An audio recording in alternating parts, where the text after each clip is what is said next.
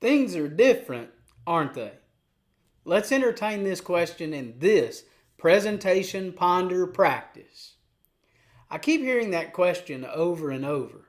In the post office, dropping off the bulletin for mailing, in the grocery store, selecting food, in the pharmacy, picking up meds, at the gas station, pumping gas, people are acknowledging that things are different. And they want to know if you agree. What I often hear people say about the things being different seems very negative, and their tone tells it. People are associating things being different with change. I understand that not everyone loves change. However, change can be positive. Different can be a good thing.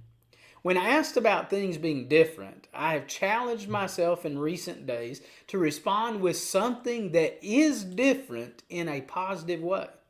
Both to acknowledge that things are indeed different, but to also say they have been positive changes.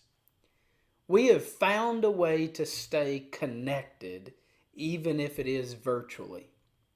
Virtual services, Bible classes, and devotionals, virtual meetings in general have taken off. All of them rooted in our need to stay connected.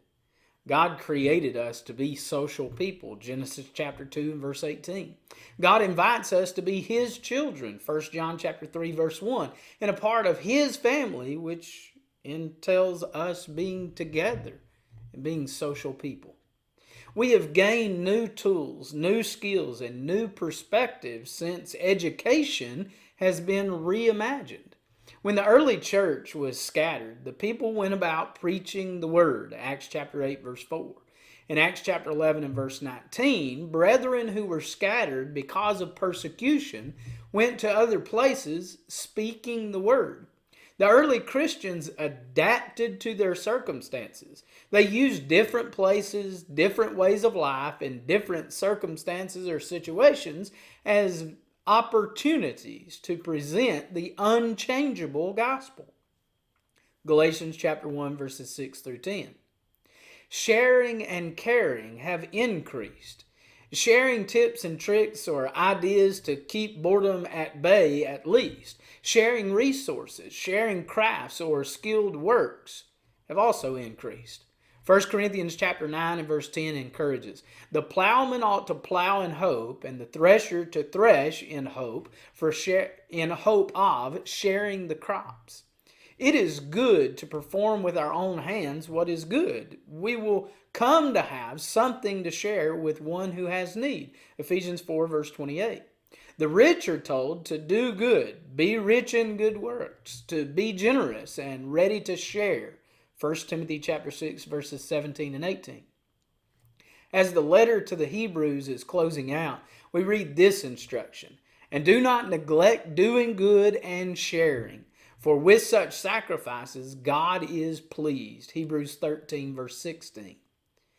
Caring for the elderly who are at greater risk, caring for the sick who are in need of observation, and caring for the families who are grieving has been given more attention.